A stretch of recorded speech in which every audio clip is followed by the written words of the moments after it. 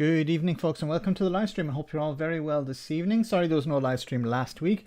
I was in Ireland. I had to do some things in Ireland, and it wasn't possible to do the live stream. So we're back once again, and what a week it's been. So let me see who's on the stream tonight before we get into the topics. So we have Mo Green, great to see you. Hope you're well tonight. We have Killer, great to have you on moderating once again. We have Peter Lohr, companion channel, great to see you. We have Gene T, great to have you on once again, Gene T, hope you're well.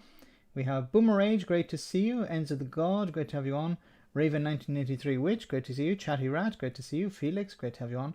Tiny Demolition Lover, hope you're well tonight in Scotland. We have Tachi Martha, great to see you. We also have John O'Sullivan, great to have you on, John. Duke, great to see you. We also have Null Flinger, great to see you.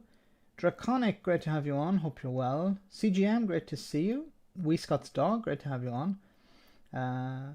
Dr. Rapper Band, great to have you. Inconsequential, great to have you on too. Well, we're up to 220, so I'm going to have to, as usual, jump to the bottom. Buxton, I see. Adrian, Derek, Jamie, you and me, great to see you. Verti as well there, and so many more. Number 3, great to see you. We have a super chat from Valerio. Thank you so much, Valerio. Hope you're well tonight. Hi, Max. I think it'd be great that you interview or bring live Professor of EU Law in University of Liverpool, Michael Dugan. It could be very good. Yeah, I'll reach out to Mike. Let me take a note, or I'll ask one of the moderators to send me a message on Discord about this person. So I'll definitely reach out to them. Somebody I've also reached out to is a member of the Loyalist community in Northern Ireland, and we just need to set something up. We need to agree a date and a time, but that's probably something that could happen this week or next week, and I'll keep you guys posted. Thanks so much, Valerio, and I'll definitely read into this person and see if I can get him on to talk about. Yeah, either a video or a live stream. That'd be cool. Thanks so much for that. Highlander, great to see you, and so many more. So, hope everyone's very well. Of course, the main issue of tonight, of course, is what's happening in Ukraine. But of course, we're going to talk about Brexit as well and some other issues. So I just wanted to jump in with Brexit topics first, and then we'll move on to the big issue, of course, happening in Europe. So we have farmers in England and Wales face toughest times in a generation. So the National Farmers Union president tells conference ministers have no understanding of how food production works. So what's happening, of course, as we know, the farming sector is suffering the consequences of both Brexit and COVID, lack of workers, supply chain issues, and this is all piling up. And of course, everything piles up to the source, and the source, of course, being the farmers, and they're suffering the consequences of all of this. I know a lot of farmers voted for Brexit, but I think, we have to, in a sense, move past that. What you would hope they would do after, looking at the situation and saying, okay, yes, we voted for Brexit, we thought it was going to improve. It hasn't. It's made things worse. You would imagine that these people would be less than supportive of the Conservative Party, but many of them still support the Tories. So what can we do? Anyway, it says here, food producers have said the challenges they face are the toughest in a generation, as members of the National Farmers Union met for their annual conference after the first full year of Brexit. Farmers from England and Wales gathered in Birmingham on Tuesday against the backdrop of huge upheaval in agriculture, with labour shortages caused by Brexit and COVID, an ongoing pig cull, and the transition to life beyond the EU's subsidy scheme. So all of these, for example, we've seen over the last year how the labour shortages have affected, farmers of all stripes. Crop farmers, fruit and vegetable farmers, pig farmers, cow farmers, cattle farmers, poultry farmers, all of them have been affected by these labor shortages. And then this story here covers the culling of pigs and the transition of life beyond the EU subsidy scheme. So, Boris Johnson and the Tories and Brexiteers said that they would replace any money lost to farmers with money from the exchequer, and that's not really coming through. Max, you need to share your secret on how do you keep your cool while reviewing Johnson's brown steaming mess. Thanks, Mark. I don't know. I try to zone out, maybe. I'm not sure how. Of course, sometimes I lose it, and sometimes I lose it on the stream because I get really upset about some of the stories. I think it's important to cover the stories. There's one, I don't know if we'll get to it tonight, but you've probably already seen it, where Bridgen, I forget his first name. He appeared on Good Morning Britain, and he just showed complete and utter disrespect for the NHS. Andrew Bridgen, yes, Andrew Bridgen. But some of you have already seen that. But if we have time, I'll show that clip as well. It really pissed me off. It pissed off anyone who cares about the NHS and cares about what's happening at the moment. But we'll see about getting to that after. It goes on to say the opening, the day opened with a blistering attack on ministers from the National Farmers Union President Minette Batters, who accused the government of having no post-Brexit plan and of showing a total lack of understanding of how food production works. Her views were echoed by farmers speaking from the floor of the conference. And this is true because we've seen it, I've covered it in a couple of videos, how these farmers or representatives for the farming industry have met with select committees and they've explained, they've given their evidence, and the response from the government is pretty pathetic. You have the Home Office who are completely disconnected from what's happening, and they're imposing a lot of these restrictions on new workers coming in from abroad. I don't know, is it a bureaucratic problem? Is it driven by racism? Is it, we have to keep Priti Patel happy, she's our boss? I don't know the motivation behind it, but it's creating massive problems for many sectors. And even the select committees are trying to encourage ministers responsible to do something about it, to try and pressure them to do something about it. But at the end of the day, it all seems to come back to the Home Office, and the Home Office are not interested. They don't understand, and they're not interested. That's the worst type of combination. Because one thing is, if you don't understand and you are interested, you can learn. But if you don't understand and you're not interested, then you're not interested to learn, and you're not going to fix the problem. Sam Godfrey, a pig farmer from Lancashire, said it was the toughest time he had known in 14 years on his family farm, while his father had said he had not seen such challenging conditions since the 1970s. Godfrey, who had a herd of 6,500 sows, said pigs were still backing up on the farm, as abattoirs continued to take fewer animals to slaughter each week than planned. This is despite the family having invested £50,000 in converting buildings into extra space to house their pigs.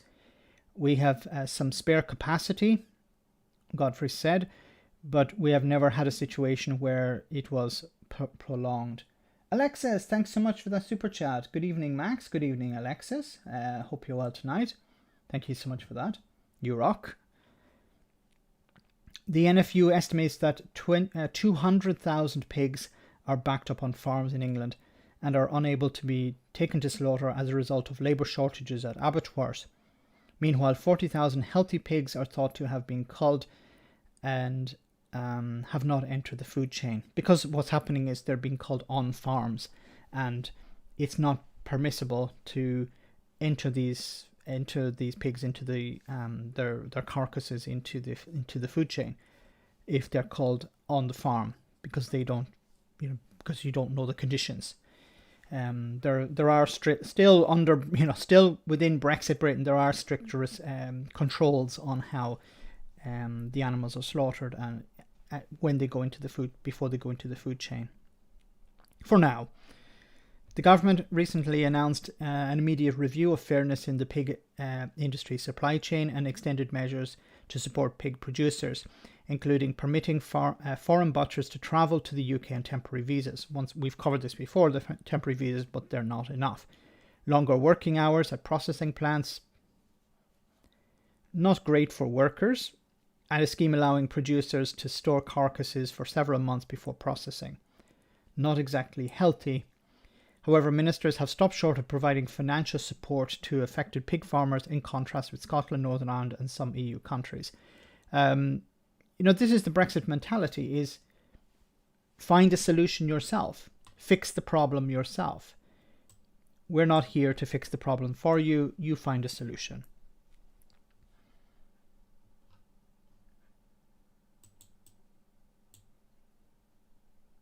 No, there's something wrong with my chat. Doesn't seem to be working for some reason. What the hell? Okay, now it's working again. I'm not sure what happened there. It goes on to say the agricultural company Thanet Earth, which grows tomatoes, cucumbers and peppers in greenhouses in Kent, said it had lost £320,000 worth of produce in 2021 when crops could not be picked at the right time to sell to its primary customers. And I think I've covered this before as well. There was a farmer producing cucumbers, I think it was, or courgette. No, I think it was courgettes actually. They didn't have the workers to pick them, so they rotted in the field. Or they had some of the workers to pick them, but not the workers to collect them and transport them to the warehouse. So a lot of the courgettes remained in the field and rotted. Some of it went to charity, but it hits us as a loss because it's a low margin industry, said Robert James, technical director of Thanet Earth, the impact of not having access to labour. Others warn that some smaller growers will leave the industry if they're unable to get enough workers to pick their crops. We don't know until we get into summer whether we'll get the workers we need, said Philip Pearson, Group Development Director at APS Produce, the UK's biggest tomato grower. The company requires 1,000 seasonal workers per year. What is this going to mean is more imported food. Exactly. Supermarkets need to sell food. If they can't get it in Britain, they'll get it from abroad. And we saw that in the run-up to Christmas when it came to turkeys. And what really pissed me off was that you'd see Brexiteers posting on Twitter and on social media, other forms of social media, pictures of turkeys in supermarkets saying, look, Remainers were wrong. There's no turkey shortage. Yes, because the supermarkets imported them from Germany or from Poland or from France. That's the problem. It's British producers lost out. Now, some British producers were able to get workers in. They paid them more. But this, of course, drove up their prices. So people paid more for British turkeys. If they couldn't pay more for British turkeys, they bought cheaper ones, probably from abroad. Let's just be honest about it. That's the problem with a lot of the issues surrounding Brexit, is there's a massive amount of dishonesty. Producers say post-Brexit visa quotas are holding them back. The government has kept the number of seasonal worker permits at the 30,000 people allowed in 2021, resisting calls for significant change. This is, of course, once again, the Home Office deciding, no, we're not going to issue more visas. We're not going to issue longer visas. That would actually help industry. Because, once again, what is the motivation behind this? Is it just we don't like foreigners coming here because this is going to piss off voters? Is it a bureaucratic problem? Is it just complete and utter disconnect? Sometimes it's just incompetence. It's not actually an evil way of thinking. But then sometimes it's just evil now. It's just evil as well. Priti Patel is in charge. Let me read some of your comments before we go. Turkeys talk.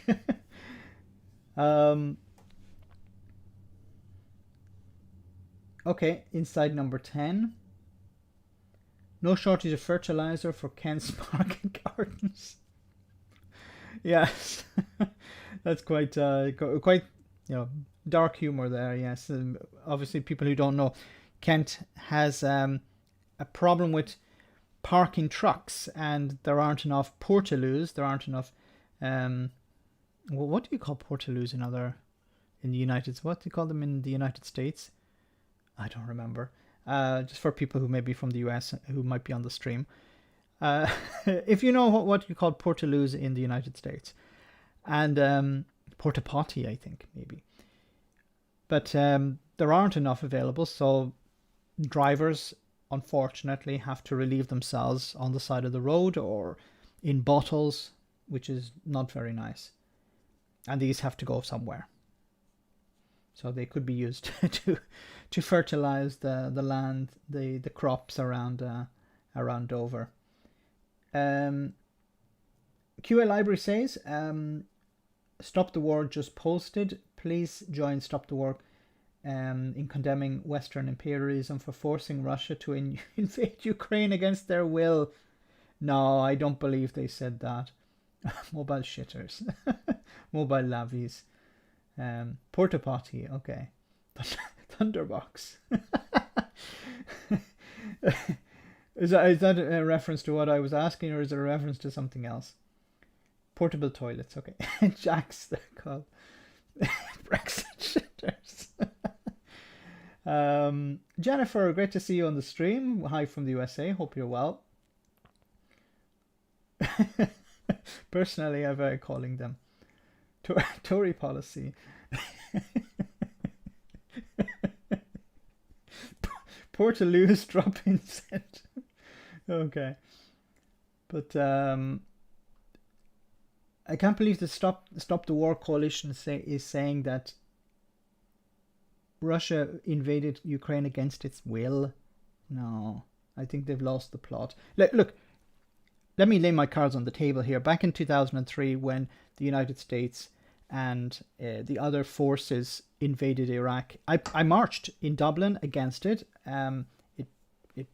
It was pointless, but I wanted to express my disagreement with going to war with Iraq.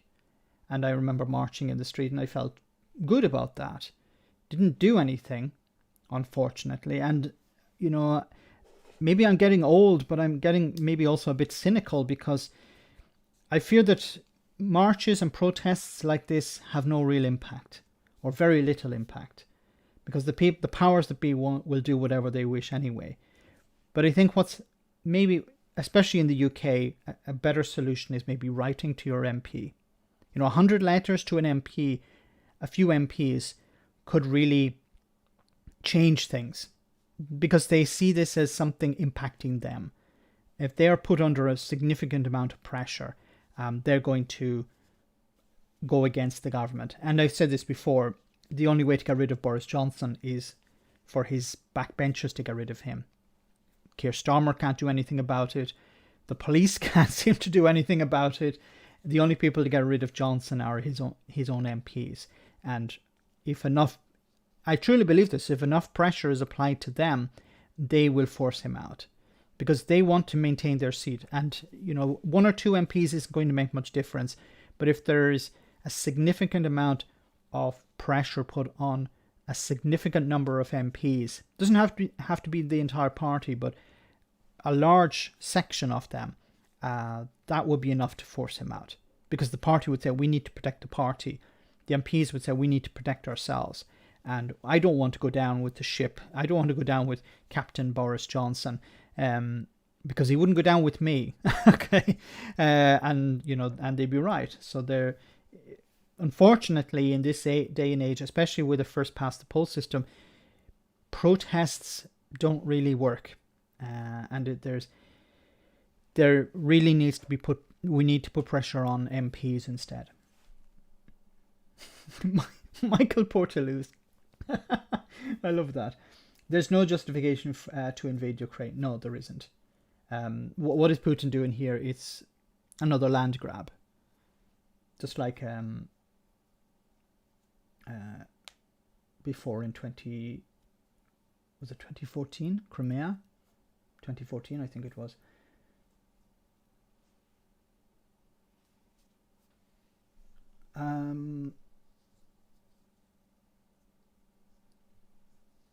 Crab pots? Crab pots. Sounds like the name of a firm. Get crabbers. Like it. Okay, let's move on.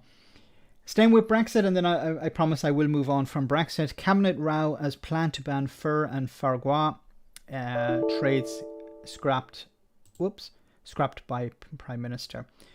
So a row has erupted in Cabinet over plans to scrap a ban on the import and sale of fur and foie gras after Number 10 was convinced to kill off policies that would outlaw the trade. Lord Goldsmith, the Environment Minister and the ban's main proponent, spoke out after his colleagues, including Jacob Rees-Mogg, persuaded the Prime Minister to ditch the proposals.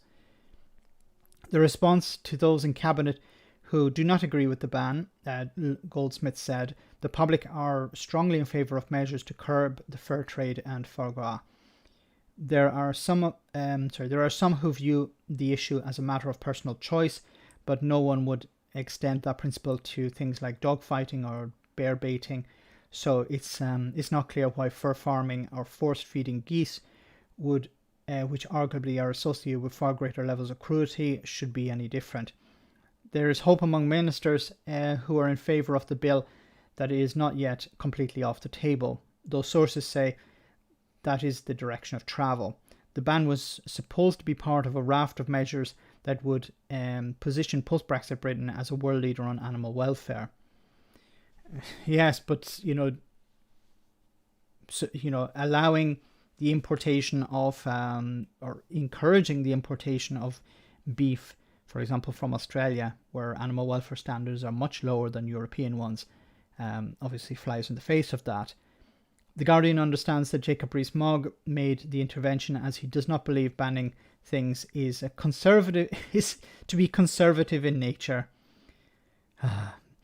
This is a further sign of the struggle for Boris Johnson's ear being played out by a more libertarian side of the Labour Party, the Conservative Party, the Tory Party, and the more ecologically minded. Some of the right of the party believe such bans are against free trade principles, and that the purchase of such goods should be the matter of choice. Others believe the ban could win over swing voters and show the Conservative Party is modern and caring. They're not. Look, I would support banning these things, but doesn't mean that the Conservative Party are modern and caring. However, there are even splits on the matter within the European Research Group, the ERG, often thought to be as a hub of the party's libertarian right wing. A leading member said, "I've made no representations to Boris on this matter. I personally dropped eating foie gras when I learned how it's made." Yesterday, a member of the Conservative MPs said that they would demand an explanation from the Prime Minister, who had previously vowed to use Brexit as an opportunity to take a stand on animal welfare. You on the one side, you have people Brexiteers who, and this is quite interesting because you have Brexiteers on one side who are saying, well, Brexit allows us to increase the standards, animal welfare standards. And then on the other side, you have Brexiteers who are saying we shouldn't have any standards. We should allow the public to decide.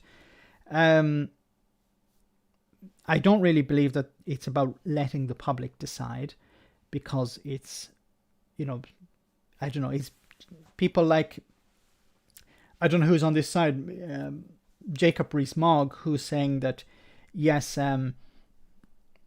does Jacob Rees-Mogg have money in this or something? Because I really don't think Jacob Rees-Mogg has any principles. It's all about cash for him at the end of the day. Look at what happened recently. Just, I think it was today, he moved a lot of investments he had in Russian interests. He sold a lot of his shares he had in Russian interests today because he doesn't want to lose money. Why he has money and interest, he has interests in Russian entities is beyond me. But he sold them off today. He got rid of that. But you have, a bit of a struggle here within, not just within the Conservative Party, but within the Brexiteer movement, which seems to be ones who want to show the party is caring and using this as a benefit. We can now impose stricter measures. And then you have the other side who say, no, we shouldn't have any measures. It goes on to say, there was the part, where is it? Yes, the shock decision to remove the ban from the Animals Abroad bill is likely to upset the Prime Minister's wife, Carrie Johnson, who has been vocally supportive of such measures. She has previously said, I imagine, anyone who wants to buy fur is really sick. Fur belongs on animals only. Nuts to think some of Britain's department stores still sell fur. The decision is thought to have been taken by Carrie Johnson, was away at the weekend, as she is seen returning to Number 10 with her children and some suitcases on Monday morning. So they decided, Carrie's out of the picture. Let's do this, which is quite sort of sick, isn't it? But it also shows how much sway Carrie Johnson has. Did I say Carrie Fisher? Carrie Johnson. Carrie Johnson has in all of this, which is a little bit concerning. Maybe on this issue, I would agree with her, and her heart is in the right place, I think. But it does show how much sway she has, which is concerning. Okay, let me read some of your comments before we continue. There's also recent backpedaling and allowing pesticide that kills bees, saying we have had enough to save.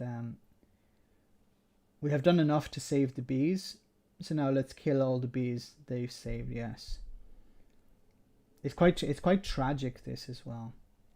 So one of the things I really hate about Brexit is how there's, one of the things about the European Union is definitely not perfect. It's far from perfect. But one of the things is there are measures put in place to protect the ecology, protect wildlife, protect plants and animals, try to recover some of this. And then you have these right-wing Brexiteers who are, no, nature is our tool. Nature exists for us to exploit. And businesses and enterprises should be able to profit from nature, stripping it bare. And this is how we know that Max is a 3-star Wars Carrie Fisher. Sorry. No, I don't know. Sometimes I don't know why that came out. Warsy always on the brain. It's the same. Carrie Johnson doesn't notice all the people starving on universal credit. Yes, her concerns are very niche. We can say that. So let's move on to the main story tonight, Ukraine, and here we have some people celebrating the, how can we put it, invasion of Ukraine. This is in the two eastern republics that have been, not, of course they're only recognized by Russia, but as far as I know, or maybe North Korea, I'm not sure, but so far it's just Russia that has recognized these two independent states within Ukraine as independent republics, and here are some people celebrating. Russian flags and honking car horns in the separatist city of Donetsk. But this bestowal of independence, which is not Russia's gift to give, will not necessarily bring peace. Vladimir Putin declaring today he'd recognized the separatists' claims to the whole of Donetsk and Luhansk regions, not just the parts they control. We have recognized all fundamental documents and their constitution. And constitution determines the borders of Donetsk and Lugansk regions while they were part of Ukraine. But we are counting on resolution of all these differences. The Ukrainian president... Differences? Ukraine is a sovereign state. It's not. There is no difference here. The resolution of these differences... you have no right to be there. That is not your country. You can't just say, we're going to recognize these as independent republics and then move our army in there. President Volodymyr Zelensky, whose territory this is, called for an immediate and tough response from the West. Europe and the world cannot allow the repetition of the tragic mistakes made in Georgia in 2008. We agreed on the necessity of immediately imposing sanctions for another action of aggression against Ukraine. These sanctions must include the complete shutdown of Nord Stream 2. And as if on cue, the German Chancellor obliged. I have asked the German Economy Ministry today to withdraw the report on the analysis of the energy supply guarantees from the German regulator. It sounds technical, but it's the required procedure so that there can be no certification of the pipeline now. Without this certification, Nord Stream 2 can't become operational. So that means that this pipeline that was supposed to connect Russia and Germany via the sea was to allow Russian gas to arrive in Germany via, obviously bypassing places like Ukraine. So the decision by the German government to block this, now it hasn't been, it's not, I don't think it's permanently blocked, but they're not giving the certificate, they're not allowing the certification, so that means it can't continue. So the process is on ice.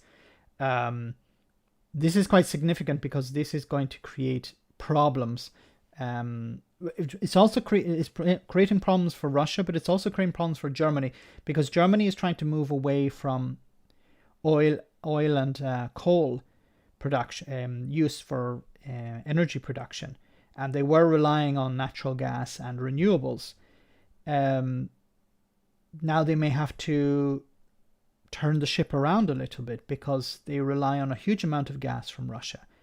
And Germany was under a lot of pressure over the last number of weeks for dragging their heels, saying, oh, that look, Germany is not interested in dealing with Russia, Germany is abandoning Ukraine, and by deciding to freeze this demonstrates that they are serious.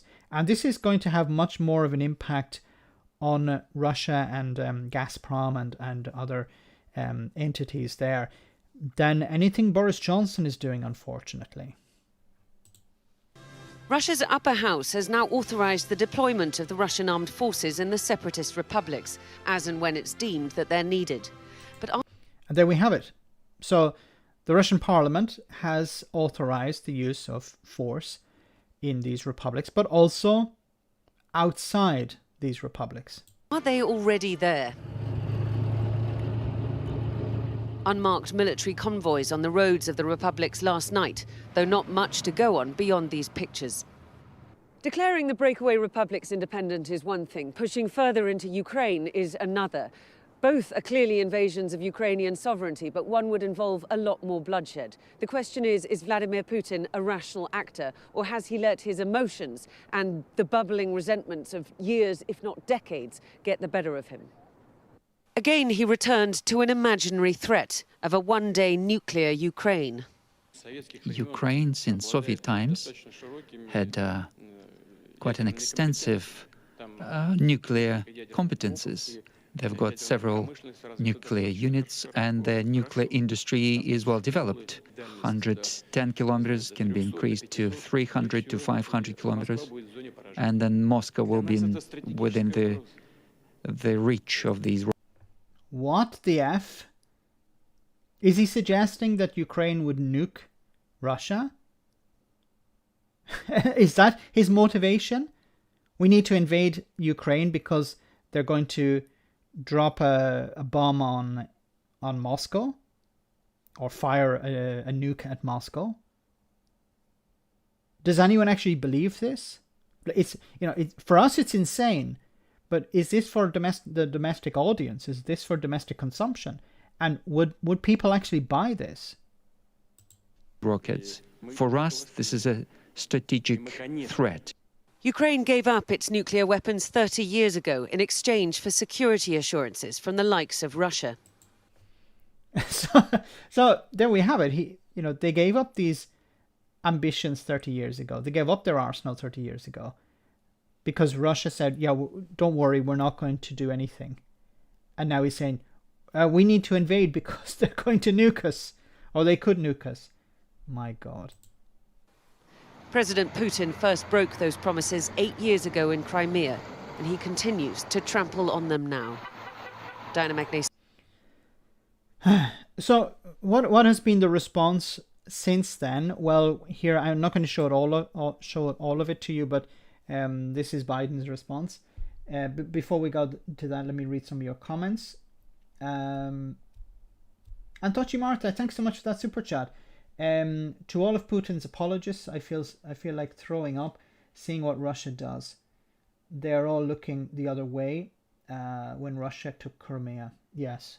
And unfortunately, I think we in the West were not steadfast enough. Thanks so much once again, Martha. We were not steadfast enough when it came to dealing with what happened in Crimea.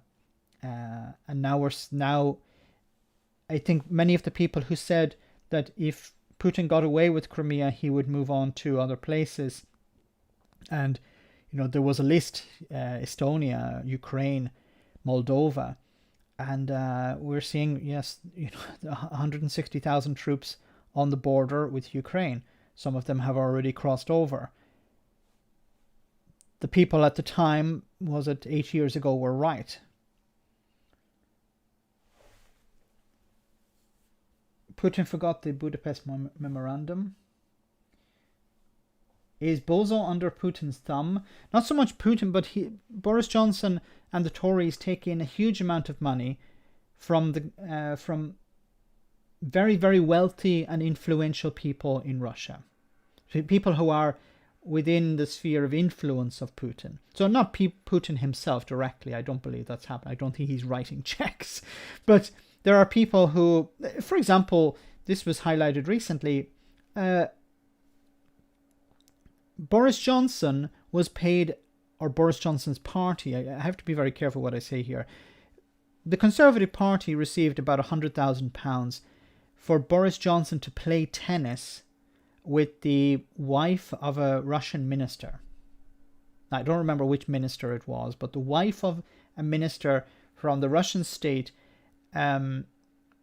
for allowing her to play tennis with Boris Johnson, the Conservative Party received about £100,000 or £150,000. I'm not sure which it was. But we're talking about a significant amount of money here. Now, is it because Boris Johnson is a wonderful tennis player? I don't think so. It's because of influence, of course. It's about having control over Boris Johnson. You give Boris Johnson a huge donation, he's going to listen to you. 100,000 people could come out and vote against something and the Tories wouldn't listen to them.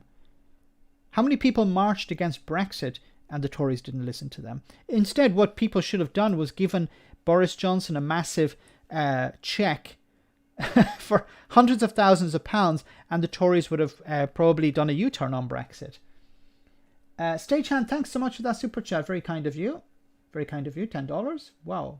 You rock. Cool. Have a great evening. Only a matter of time before Putin declares Kaliningrad is integral Russian territory. Has Putin troops in the Transnistria region of Moldova? I'm not sure.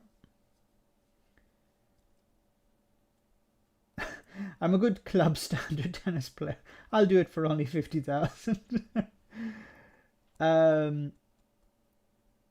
People pretending that accepting money from China or Russia is trivial are either stupid or lying. Yes, but these people, look, I don't know, especially on social media, I think a lot of these are bots. I don't think they're real individuals. But the people in the media who are doing it because they have their eye on the prize, okay? They're willing to overlook things, and it's very partisan as well.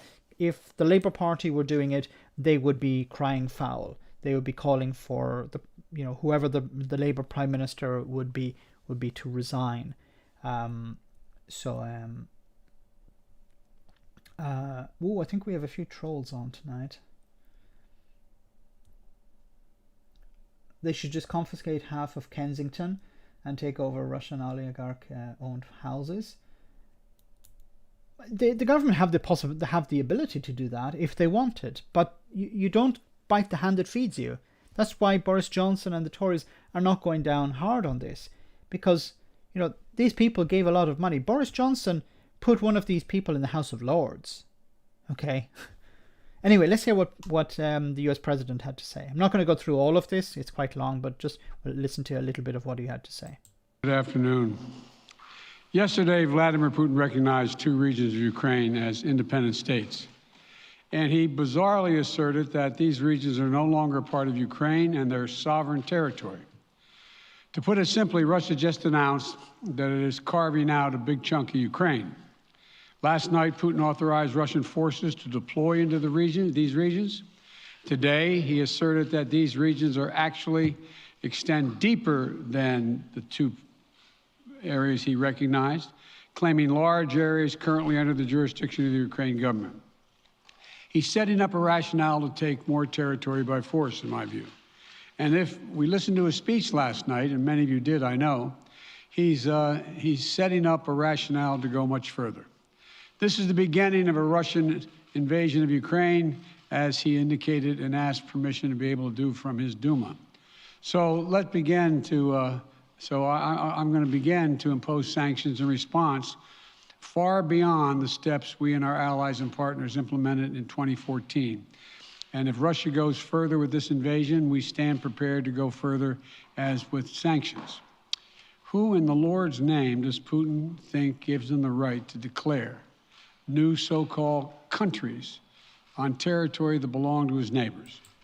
What's very funny about what's happening, on the 2 sides of the Atlantic is, until recently we thought Germany, I didn't believe it. I think Germany has a complex history in the Balkans and in Ukraine, in Eastern Europe, I should say, and with Russia.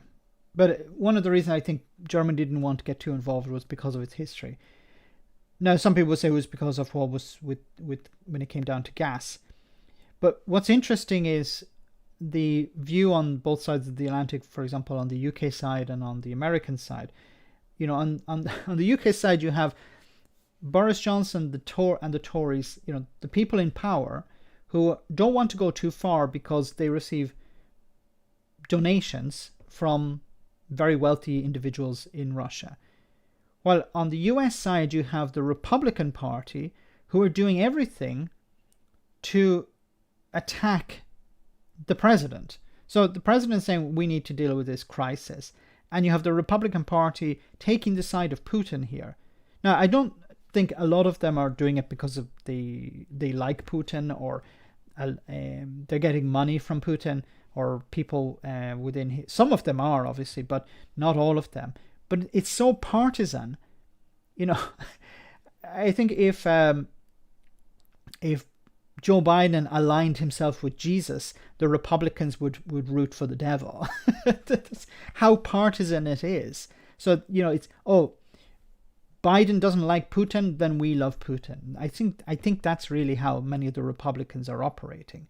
It's all really polarizing and political. And there's no real unity. I understand that, this has always been the case somewhat, but now it seems to be ratcheted up to 11. This is a flagrant violation of international law and it demands a firm response from the international community.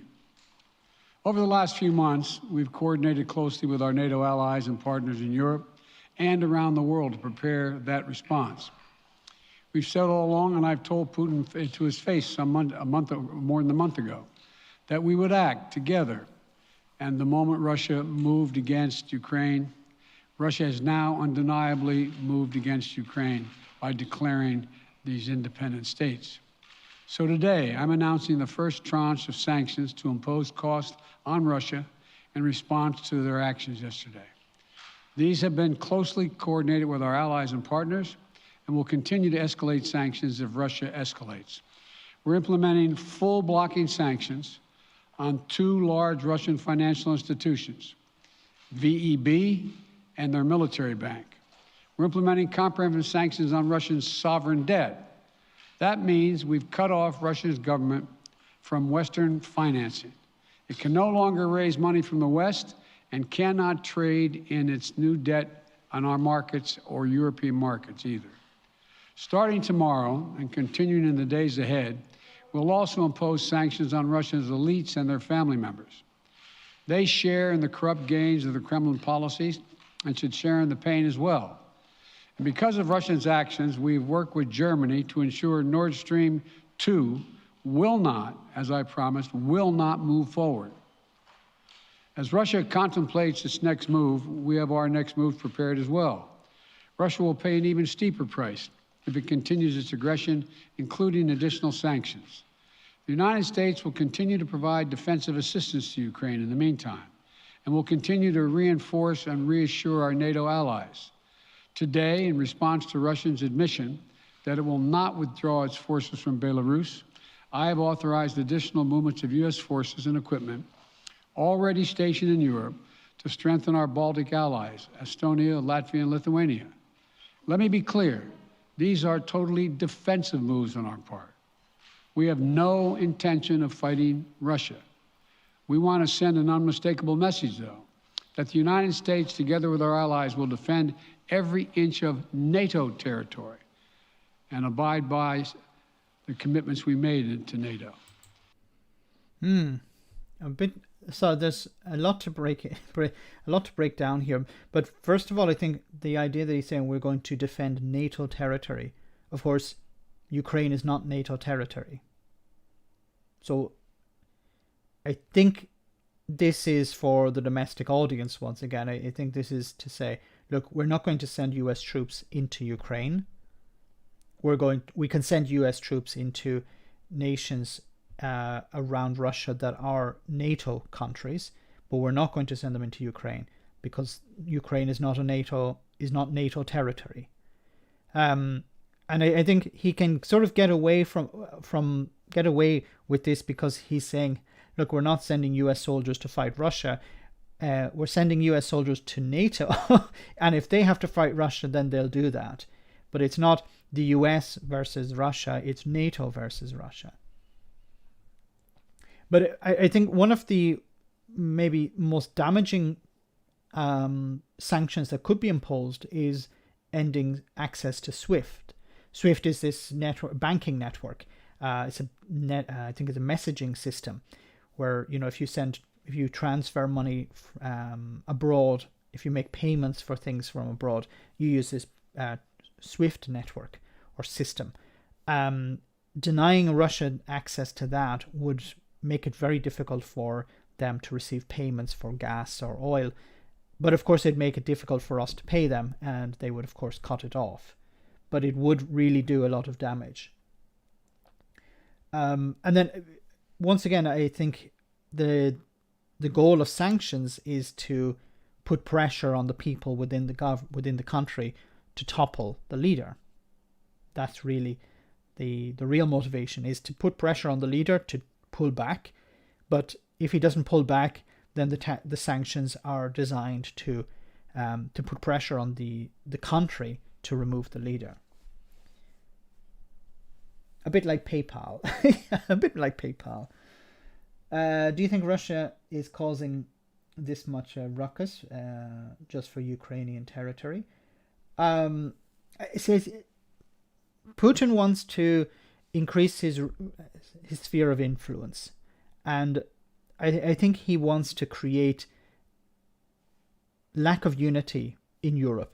He sees Europe as not so much as a threat as a rival, and he wants to resurrect, in a sense, the Soviet Union.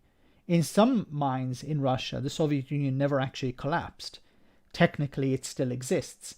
So that means that countries like Ukraine were never really independent. They were lost, in a sense, and they have to be brought back under control of Russia. So many of these people, I think they have his ear, or maybe he is one of these believers that the Soviet Union never actually collapsed. And what he's doing is, in his eyes, is completely legitimate, because he's saying, look, Ukraine should never have left because the Soviet Union never really collapsed. it was frozen basically, and it makes sense to bring these. And of course, countries other than Ukraine must be brought back in as well. But we can't just go there and invade because, well, somebody won't like that, NATO and the West. So we have to do it bit by bit. And I think he wants to be the new Russian leader. He wants, in the sense of the old Russian leader, the Soviet leader, not the Soviet Union rehashed, but something similar to that. And he wants to be the one who brought it all back to the way it was before. I think that's his. It's not so much about making money on the side, of course, is beneficial, but it's more political, I think. I think it's more about reinstating the Soviet Union and the prestige it used to maintain, or used to demand around the world. Salami tactics. A bit like salami tactics. Putin wants to deflect from the poor performance at home. His popularity has been on the wane, so start a war. I think it's a bit more complicated than that. It's a bit more long term, because opinion polls come and go, and if he's worried about support at home, yeah, he could start a war, but it's hugely costly, and there's a huge risk involved. I think it make more sense just to throw some money at a few regions and open a few hospitals or open a few shopping centers, and that would boost his ratings, or provide some sort of cut taxes or increase pensions or something like that. That would benefit him. But I think this is something long term. It's not about just boosting his polling. Guys, we're about over halfway through the stream, so we'll continue with this story in a moment. But I just want to show you a funny video, and then we'll continue the serious stuff in just a jiffy. Hope you enjoy this. If it loads, please load. It's a little bit slow today. Not sure why that's. Come on. Here we go. Do you know what the young people of today need? Hope? A war. That would put things in perspective. In what way? It's hard to care about pronouns when you're under machine gun fire, right? No one's worried about their carbon footprint with a bayonet in the face. Okay. And who gives a damn about house prices when you're being bombed? Which, to be fair, would reduce the supply of property even further. Well, yes, of course, war is worse than pretty much any alternative, but I don't really understand. The youth of today think they're never going to be asked to fight for their lives in a global conflict, so they've become complacent. They're getting hot and bothered about silly little things like structural inequality or minority rights or the future of the planet. Exactly. We never worried about that kind of stuff when I was growing up. Maybe if you had worried more about it, they wouldn't have to. Maybe if they'd been in a war, they'd have their priorities straight. You keep saying this, but you weren't in a war, were you? I'm sorry. You're saying that young people need the experience of war to make them, stronger?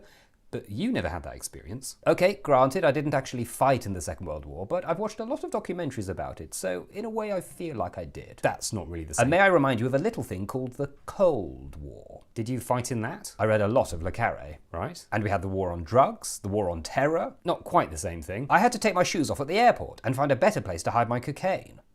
The war on Christmas? That's not a real thing. And yet you look around a playground in November and there's not a poppy in sight. I thought the whole point of remembrance was that those people made sacrifices so that future generations wouldn't have to. Lest we forget. Exactly. But it seems like we have forgotten.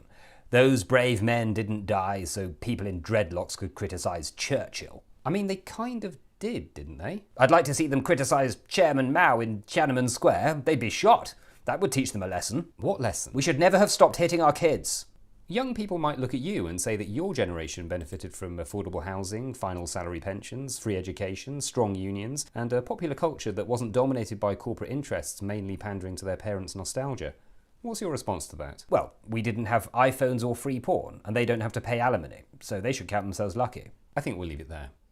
Next up, as Team GB struggles to win any medals at the Winter Olympics, we ask, is it time to admit that a country that can't run trains in the wrong type of snow is unlikely to be great at the bobsleigh? The wrong type of snow. Is there the right type of snow? Okay.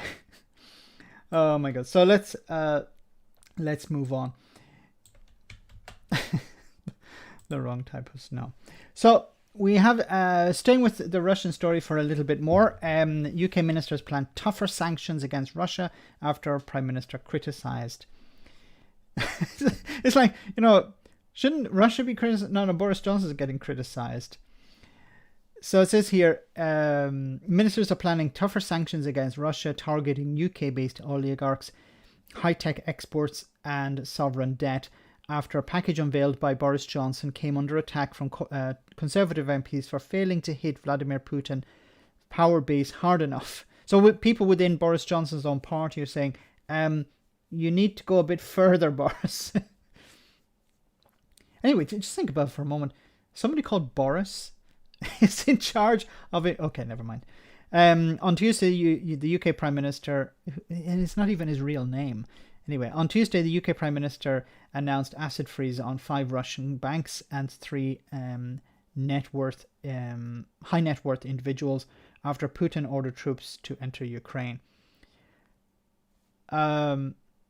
Speaking in the Commons, Johnson also announced sanctions on members of the Russian Duma who backed recognition of 2 breakaway republics in eastern Ukraine, and said British businesses would be banned from trading in the territories. But the former Tory party leader, Ian Duncan Smith is like a broken clock, okay? He's right twice a day. Well, maybe twice a day is a bit, he's like a broken calendar. Right twice a year. I know that analogy doesn't really work, but I tried anyway. But the former Tory party leader, Ian Duncan Smith, was among a group of MPs who said Putin had to be hit harder now rather than holding back and ratcheting up measures later. Mark Harper, the former chief whip, called for further and stronger measures, even if President Putin does no more. Keir Starmer said Putin had already crossed the line, adding, if we do not respond with a full set of sanctions now, Putin will once again take away the message that the benefits of aggression outweigh the costs. So, as I said before in the stream, it's very difficult for the Prime Minister Boris Johnson and the Tory party to come down too strong. Some individuals, who are probably not on the take, will say, yes, we need to come down hard on this type of thing. There are yachts, there are mansions in Chelsea and Kensington that could be confiscated tomorrow. I know, like, some of these, they can be frozen, taken, and then these people have to explain, where they got the money from to buy these things. Things like that, as you would apply to anyone else. If you're living in a council flat and tomorrow you arrive, you park a Ferrari or a Lamborghini or a Bugatti or something outside your house, I'm pretty sure, if the Department of Work and Pensions would be knocking on your door asking where you got the money for that, or the police, or, I don't know, the HMRC or someone. Maybe not HMRC, but somebody would be banging on your door asking, where did you get the money for this? Why can't they do it with these people? I know some of them, taking a yacht from them, taking their yacht away, it wouldn't really damage them financially, but it'd be extremely embarrassing for them. I know it's like you or I losing some change down the back of the sofa, but for these individuals, losing their yacht is not the end of the day. They'll just buy another one. But it would be embarrassing for them. But of course, you can't do that if these are the people who are, paying to play tennis with you. I think this is, once again, a problem with Boris Johnson. He's hoping that it all just blow over. And maybe he's right. Maybe it will blow over. But I hope that the opposition parties are going to put more and more pressure, rank it up put more pressure on Boris Johnson than Boris Johnson is putting on these people, on these individuals who own these mansions in Chelsea and Kensington and these yachts parked all around Britain, around London anyway. So I wanted to show you this clip also with the Shadow Home Secretary Yvette Cooper, who talked about this as well. What's your response to the sanctions imposed by Boris Johnson? Afternoon, Eddie. Well, I think this is a very serious situation that you have the Russian government, President Putin, breaching international law by ordering the deployment of troops into a sovereign state. And it is extremely important we have strong international coordinated action to show solidarity with Ukraine. We support sanctions, but we think they don't go far enough. The UK government's announcement, it's not strong enough. We should go further. So we welcome the announcements they've made. So I love Ben's comment. Go to the Winchester, have a pint, wait, and let this all blow over. Sorry. But we want to see something more. So far, what they said is, I think it's 3 individuals, 5 institutions, but mostly all of those were already covered by US sanctions.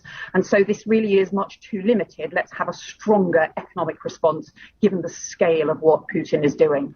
In your role shadowing the Home Office, I wonder how concerned you are about the possible movement of people from Ukraine in the coming weeks and months. I think everybody should be really concerned about the people of Ukraine and the threat they now face from Putin. We've seen 150,000 troops, Russian troops, on the border of Ukraine. I mean, that is a greater deployment than we have seen any time in Europe since the Second World War. So I think everybody should be deeply concerned about the humanitarian impact of this in Ukraine and what the consequences are going to be.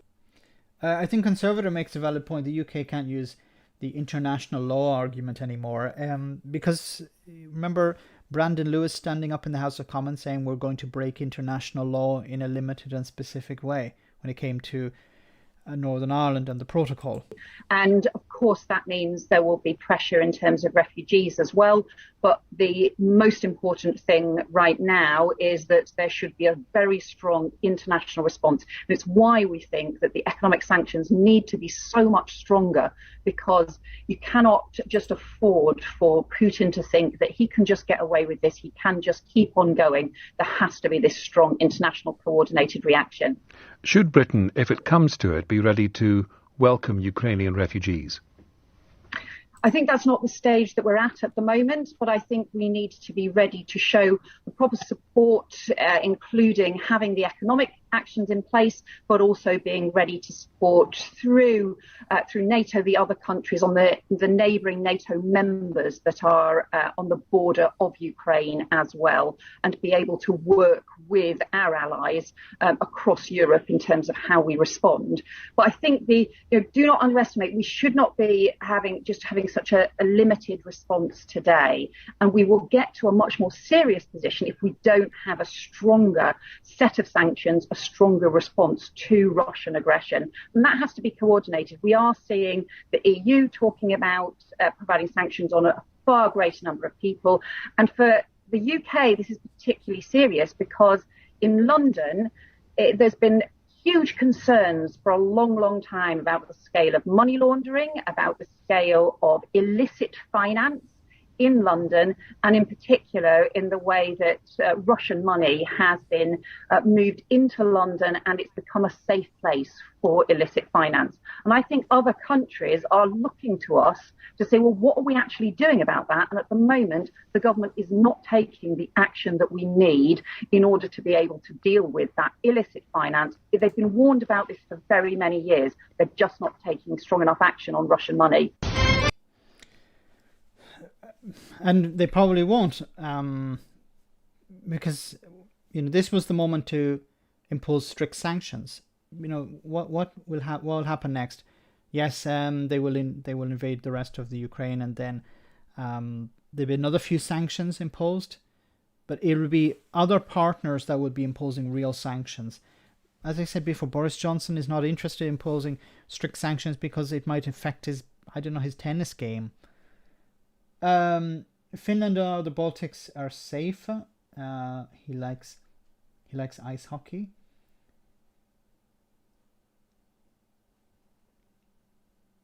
We've had more than 100,000 Russian soldiers all the time next to our border. Akismail, great to see you on the stream. Hope you're well. Bozo simply gave a heads up to Putin's cronies in the UK to evacuate all their liquid assets. The 3 people mentioned are just cosmetic. There's so many people, just 3 individuals were sanctioned. It makes no sense whatsoever. Unless it's, well, we're just going to... Are these the people who don't donate to the Conservative Party? Like, did you make... You know, we've checked the list and we haven't received a donation from you. So it's time for you to be sanctioned. I think maybe that's actually how it worked. Anyway, let's move on to another topic. Priti Patel, a wonderful individual, as we all know. Ministers to reject making misogyny a hate crime in England and Wales. So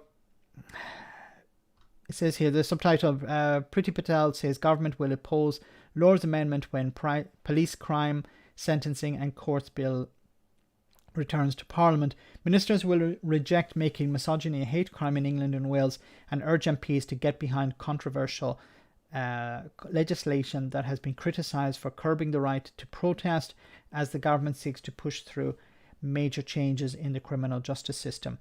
In a move that will set up a clash with Conservative backbenchers and opposition MPs when the police crime sentencing and courts bill returns to Parliament next week, the Home Secretary Priti Patel will write to members on Monday. I was hoping that she would be part of this shake-up, this reshuffle a few weeks ago.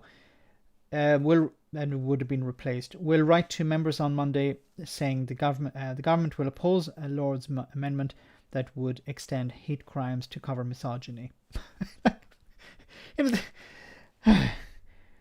The Home Secretary, who's a woman, wants to eliminate the idea of misogyny as being a hate crime.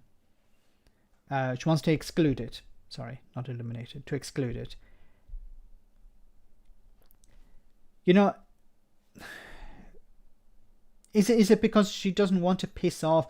I know, like, a lot of this is about not pissing off racists, but is misogynists are part of this Venn diagram as well? Is it? We don't want to piss off that wing of the Conservative Party's support base. Okay, we look. We're imposing. We're talking about having wind machines and wave machines in the sea in order to keep on board the racist wing of the party. Then we have to say we have to keep the misogynistic wing of the party happy. What other wings of the party do they have to keep happy? You know, the racists are happy now, misogynists are happy. What other parts do they need to keep happy? Really, that's an honest question. I really don't know.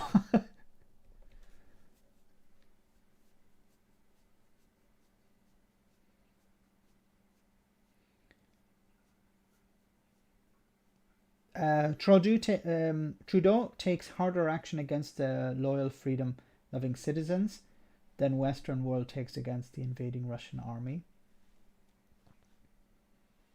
Rab doesn't even know what misogyny is. Priti Patel is against all humans. Anthony, thanks so much for that kind comment. You got it. We can ask for thoughts, Conservator. Really, because I don't know what other wings are they trying to keep on board. Okay. Let's move on to COVID, of course, and Boris Johnson here is talking yesterday about taking away the restrictions. So freedom, that's what many of the people who were completely against any type of measures are now shouting from the rooftops. So the measures have been taken away. Now, it seems Scotland is going to follow suit soon. I'll get to that in a moment. But let's hear what Boris Johnson had to say about taking away all these restrictions. It's as if cases have been reduced to zero. And I said this during the pandemic. I said, look, cases don't have to be eliminated completely. You have to be reduced to a level that are manageable. I think it was something like 3,000 or 4,000 new cases in England and Wales, or in England anyway, yesterday. Or maybe it's even more than that. Number 3, thanks so much for that super chat.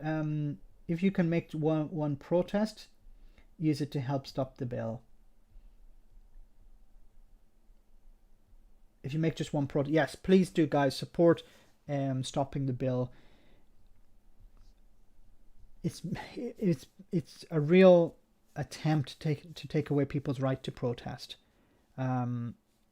We've seen how the Conservative Party, thanks so much once again, number 3, it's about taking away people's ability to protest. We've seen how, yes, protest has its successes and failures, but it's a fundamental right that people should have. You know, whether it works all the time or not is irrelevant. People should have the ability to protest, to raise issues, and the idea that it's been taken away by the government is extremely concerning. It's fascist. That's what it is. It's about denying people a fundamental right, a freedom of expression, because protest is a form of expression. If that's taken away, how are we supposed to complain? Because taking away protest is the first step to taking away other measures that people have to criticize government, like what I'm doing here. This is a privilege I have. You know, this could be taken away as well.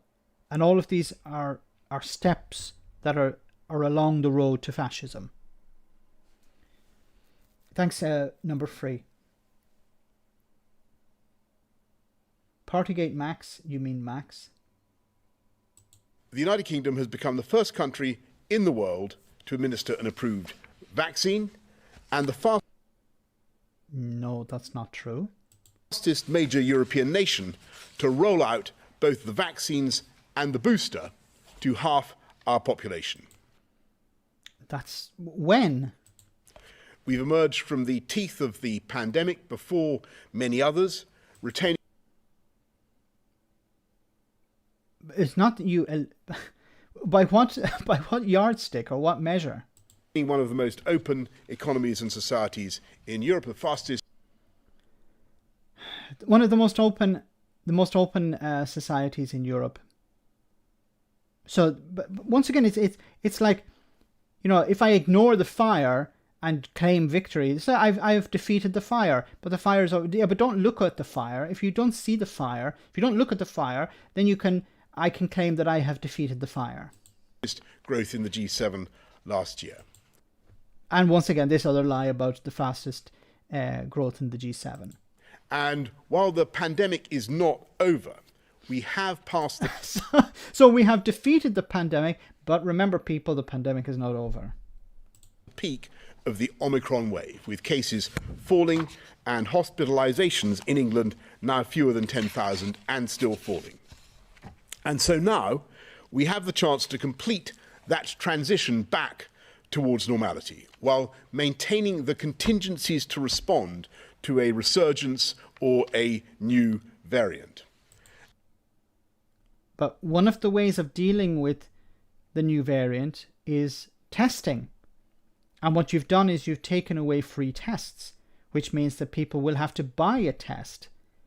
They'll have to pay for a test. And for many people, they'll have to decide, okay, it's not a case of heating or eating, it's a case of heating, eating, or buying a test. And the idea that now you've put an extra option on the table that it wasn't necessary before, now people will have to decide, okay, do I get tested in order to protect my family, especially elderly people? There are a lot of still, maybe Boris Johnson doesn't want this, but there are still a lot of vulnerable people around that need to be protected. And simple measures like masks help protect these people. Is it uncomfortable for people? I've had my 3rd jab, and here in Italy we have to wear a mask. Not outside, but inside. The risk of me suffering from the disease is very low. But the reason we have to continue to wear masks is to protect vulnerable people. Is it a huge inconvenience? No, it's not. And I've often pointed to Asian countries where before the pandemic, People with colds, a bit of a sniffle, would put a mask on to protect others out of common courtesy. Isn't that a beautiful thing? I know people like GB Garmin Brexit News, if they heard something like that, they'd keel over. The idea that, you'd wear a mask to protect other people. Imagine doing that. For them, that's disgusting. I have a bit of a cold. I don't want to spread it around. I don't want to give it to people. So I wear a mask, for that day or for that couple of days until it's gone. To to be nice to others. Isn't that a horrible thing? Anyway, Johan, thanks so much for that super chat. Denmark and Sweden removed COVID restrictions before the UK. Thanks so much for that super chat and that comment. I didn't know about Sweden, but I had an inkling that Denmark had removed them before the UK. But which is not good either, because neither Sweden nor Denmark have reached zero. Okay, they still have a significant number of cases. But these are all political decisions. They're not following the science. As we have done throughout the past 2 years, we'll continue to work with the devolved administrations as they decide how to take forward their own plans. Oh, sorry, Regan Elite, thanks so much for that super chat. Didn't we win the war on COVID? Yes, Boris Johnson, well, he claimed victory. I don't see any of his medals. Maybe he forgot to put his medal. If Trump was still president, he would probably give himself a medal for defeating COVID. I'm surprised Boris Johnson hasn't done that. He hasn't gone there yet. I wouldn't be surprised if he was giving out medals to members of a cabinet. Matt Hancock, we give you the Eat Out to Help Out medal. In England, we will remove all remaining domestic restrictions in law. From this Thursday, it will no longer be law to self-isolate if you test positive, and so we will also end the provision of self-isolation support payments, although statutory sick pay can still be claimed for a further month. So you're on your own, people. You get sick. Just like Brexit, the government isn't going to help you out. We're responsible for a lot of this because we didn't. First of all, Boris Johnson's first reaction to this was not to attend COVID Cobra meetings at the very beginning of this pandemic. Then he said things like, take it on the chin. Then he said it would only affect old people. Then he refused to wear a mask. Then he would wear a mask. Then he refused to go into a lockdown. Then he pulled out of the lockdown too early. Then he blamed others for suggesting that it'd be necessary to go into a lockdown. And then he went into a lockdown anyway.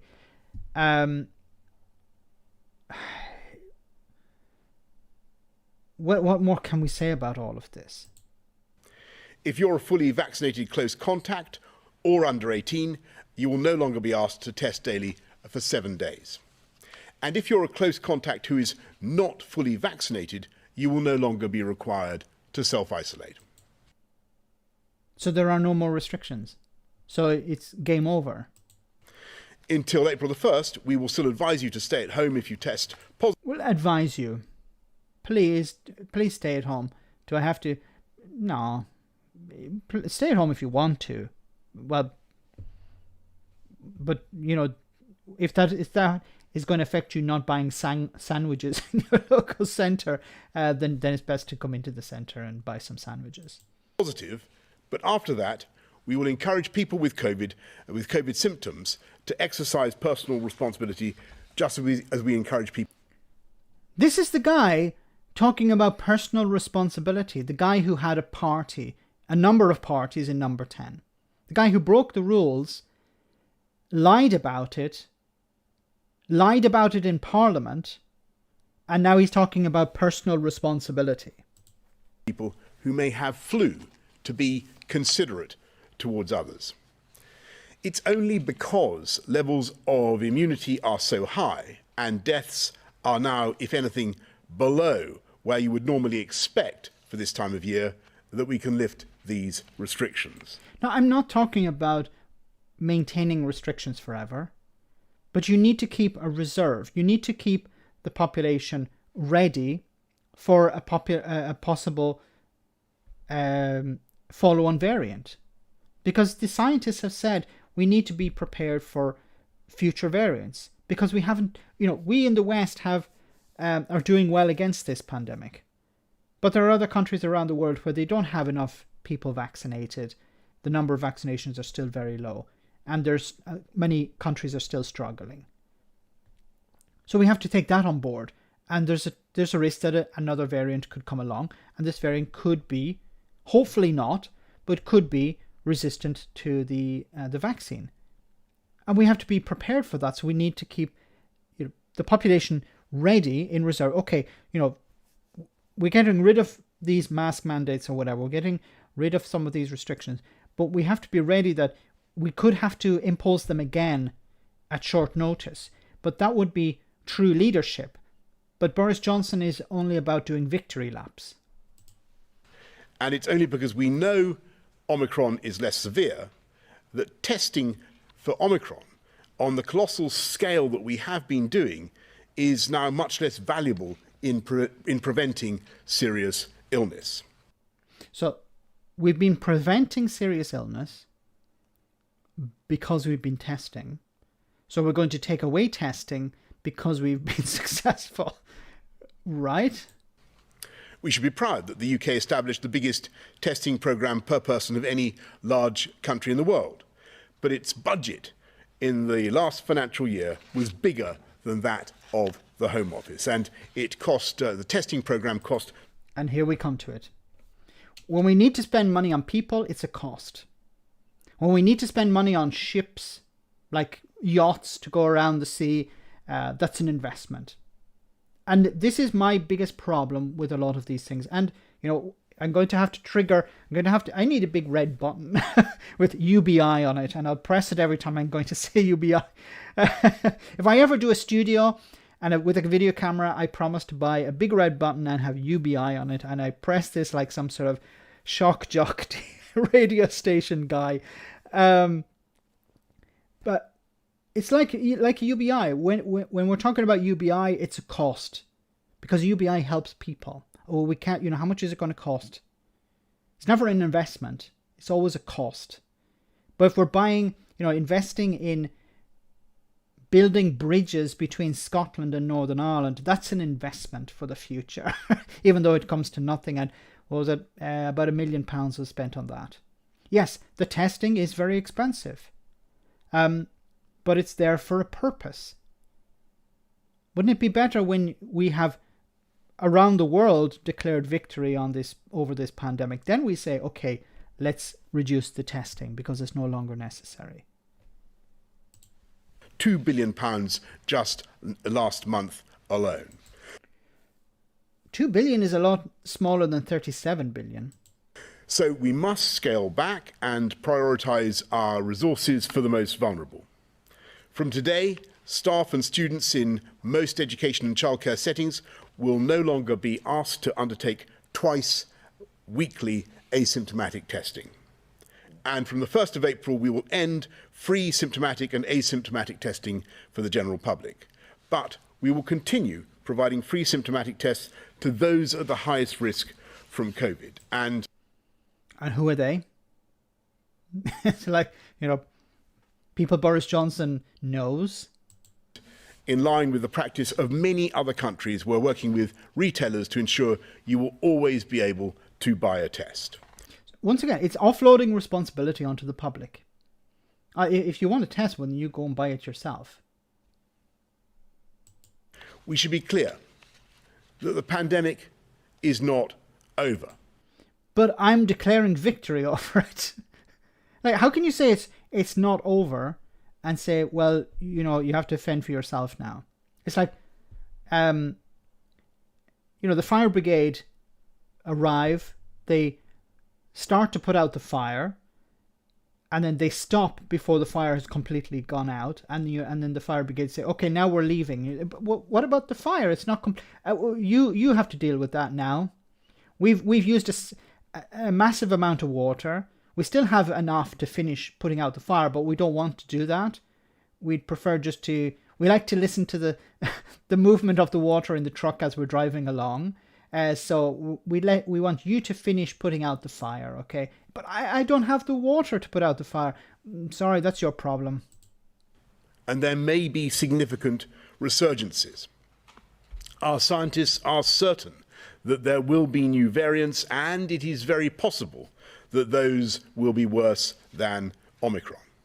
So we will continue to protect the most vulnerable with targeted vaccinations and treatments. And we've bought enough doses of vaccine to anticipate a wide range of possible JCVI recommendations. Like with Operation Cygnus, where the government were supposed to prepare for a pandemic and they didn't. Look, I'm sorry if I don't trust Boris Johnson when he says we have sufficient vaccines. He's talking about not spending more money on people.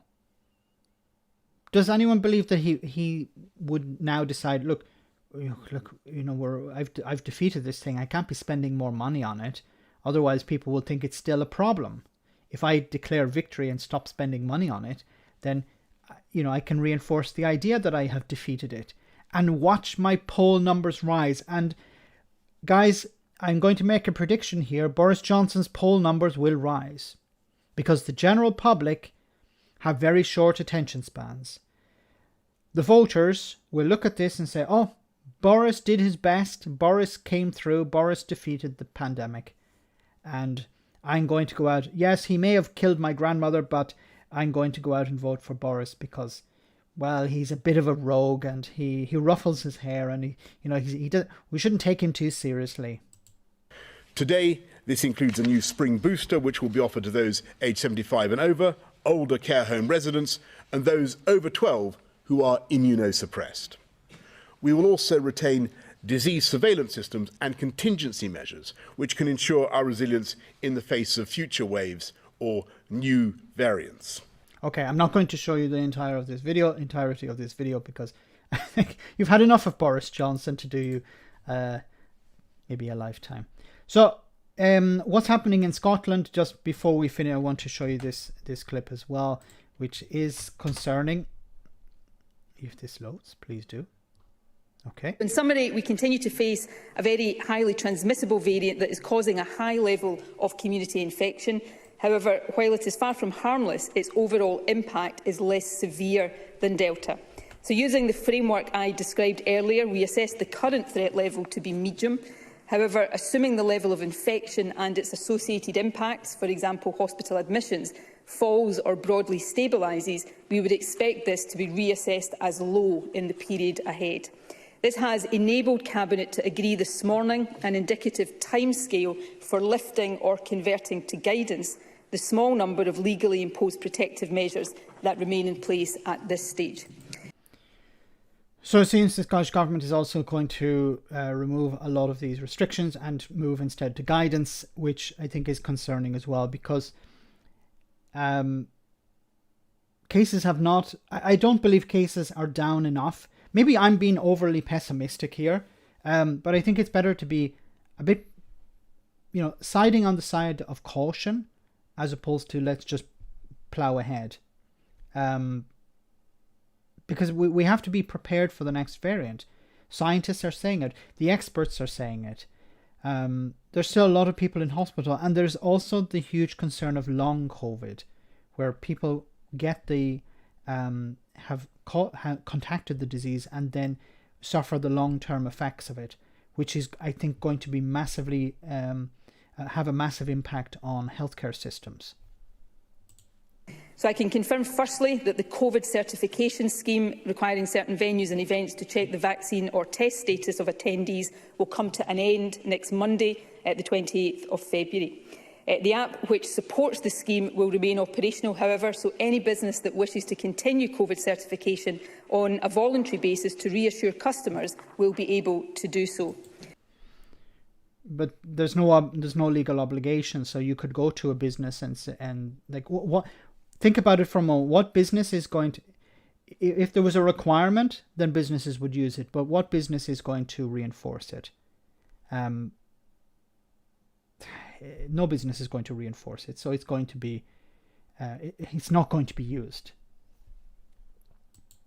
Second, as of 21st March, assuming no significant adverse developments in the course of the virus, we expect that the legal requirement to wear face coverings in certain indoor settings and on public transport will be converted to guidance. We will continue to strongly recommend the wearing of face coverings. So once again, moving from, enforcing something to a guidance. I'm a bit disappointed also because I thought the Scottish Government would be more, would be looking out more for people who are vulnerable. Because once again, the face coverings and things like this are to provide... Look, I hope, members of the public will decide, look, there are elderly people around, but when I'm walking here in Italy, it's not required to wear a face covering outside. But I actually feel uncomfortable being very close to people and not having a face covering. Not because of myself, but I don't know if this person, especially elderly people, what underlying conditions they have. So I put on the mask. I don't know how much it will protect them, but I think it's just to give them something, to give them some level of protection. And is this the Scottish Government trying to avoid a backlash? Are they under pressure from Westminster? Are they concerned about opposition parties in Scotland? I don't know. But it is a little bit disappointing. But once again, maybe I'm being excessive here. Anyway, before we finish, I wanted to show you this clip that made me very angry. Maybe you saw it as well. The idea that with a serious infectious disease that is capable, as we know, of killing 175,000 people in 2 years, the idea that the government could think it was okay to stop self-isolation for that disease, to literally let people walk around knowing they're positive, infecting other people.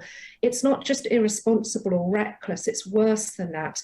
It just underlies the dishonesty of the government rhetoric throughout this pandemic. Well, hang on. Can I just pick up on that figure you gave? You're quite right to say 175,000 people have died over the last 2 years, but surely the key difference now is that at the beginning, the virus was much deadlier than the current variant. And the current variant, and we see this reflected in, obviously there's concern about the fact that the Queen has it, but as Susanna pointed out earlier, that concern is far less today than it would have been if she'd got the Delta variant 2 years ago. Like this is the type of guy, before we get to the main issue here, this guy was completely against lockdowns and things like that. And because of lockdowns, because of the measures that were put in place, because of the vaccine rollout as well, many lives were saved. But instead of actually looking at the positives of that, he's like looking, yeah, but look at how many people suffered at the beginning, and now look how many have been saved. And he's not making the connection here that there were measures put in place to protect people, and that's why numbers have come down. Both government-based measures from the government, but also people, as I said before, taking the right steps. So things have changed and improved in terms of the actual virus, haven't they? You have to accept that. Yeah, they absolutely have improved, and John's analysis just now was spot on. So there's no denying the fact that we do not have as many people with COVID in hospital. The deaths are far reduced, but that doesn't mean that the lives of vulnerable people are worth nothing at all. There are people who have spent 2 years essentially under house arrest. They're too scared to leave, and I feel as though the government rhetoric throughout the pandemic has been about protecting vulnerable people, whereas the reality that we've seen over and over again is actually those most... OK, the line's just frozen, but while thank goodness. that doctor... let's have some... And there we have it. Andrew Bridgen saying, thank goodness that the line froze because an NHS doctor was saying things that made me feel uncomfortable because I'm a piece of crap. I hate this guy. I truly hate this guy. He's a piece of crap. That's what he is. He has nothing but contempt for the NHS and NHS staff. And, he is a little bit like myself, a little bit overweight. And I hope that he never has to, rely on a paramedic because maybe he's eaten one or two more muffins than he should have, like myself. I'm not fat shaming him because I'm in a similar boat, okay? Maybe, I hope he never has to rely on the NHS because he's eaten too many muffins, and he's suffering. The old ticker is giving up, and he has to rely on a paramedic or an NHS doctor or nurse. I hope he never has to do that, and I hope they don't actually see this clip and see his complete and utter contempt for them. This really disgusts me. I have to show it again because it's... Rhetoric throughout the pandemic has been about protecting vulnerable people, whereas the reality that we've seen over and over again is actually those most... Okay, the line's just frozen, but while thank goodness that doctor, let's have some respect for somebody who works on the front line of this, Andrew. No, he doesn't have respect for anyone but him friggin' self. Thank goodness. Jesus Christ, really. As you guys are saying, yeah, he'd probably go private. Maybe he needs a good boost of penicillin. If he goes into hospital, good big syringe of penicillin. Keep any bacteria away. It's slightly painful, but I'm sure a tough guy like Andrew would have no problem taking that. Oh my goodness. Is your muffin buttered, Max? No, not buttered. Double chocolate. It was cut. I don't think she was cut out. There are technical problems. But the fact that this piece of crap, came in, oh, thank goodness that she got cut off. Because she was criticizing the government, criticizing his party. And he's one of these, so-called lockdown skeptics, people who are not interested in actually looking after the others. Because he knows, well, if the poor people die, there are a few poor people around, and the Tory party are happy because of that. Some of them we've been able to convince to vote for us. Some of them we can't. And if the ones we couldn't convince to vote for us die, well, then that's probably better off. That's their mentality. That's their way of thinking. They truly do not care about the poor or the working class. They see them as useful idiots. People we can brainwash into voting for us, thinking, we show them the dinghies, or we show them Brexit, or we show them something that will make them angry, rile them up, and then they'll come out and vote for us, thinking that we actually care, thinking that we'll actually make their lives better. When, of course, we're just about making our own lives better, or the people who donate to us, like the Russian oligarchs, for example. Sorry, guys, I got on a bit of a rant there, but this guy in particular really pisses me off. I hope he's kicked out of the next election, really, and he's sent packing. That'd be the best thing. So, guys, we're almost at the end of the stream. To calm down from that, let's have our comedy moment, our one for the road, and then I'll let you go. Enjoy. At home, you are being investigated by the police. You've got MPs calling for you to resign. You're living under the constant threat of a no confidence vote. Do you not think you're just burying your head in the sand over there? Yeah, you're gorgeous. This is a lovely basement interview. Now listen to me. Why would you say that?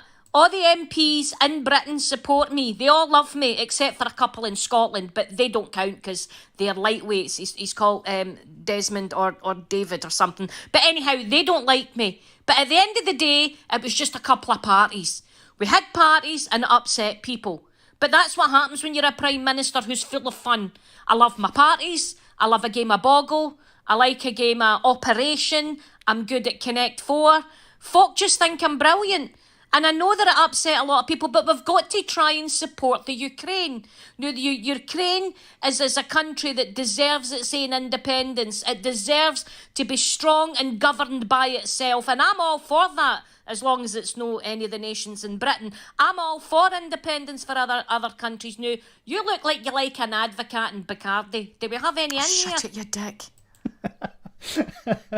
Janie once again, and the best wishes to Janie. She's going through a very difficult period at the moment. I'm wishing her a full recovery. So guys, have a great week. I'll see you on Friday, same bat time, same bat channel. Have a great week once again. As restrictions have been taken away, all I can say is be safe out there. See you. Remember, anyone who's on Discord, on Patreon and on Discord, I'll see you after the stream for our usual post-stream chat. Take care, guys. Good night and stay well.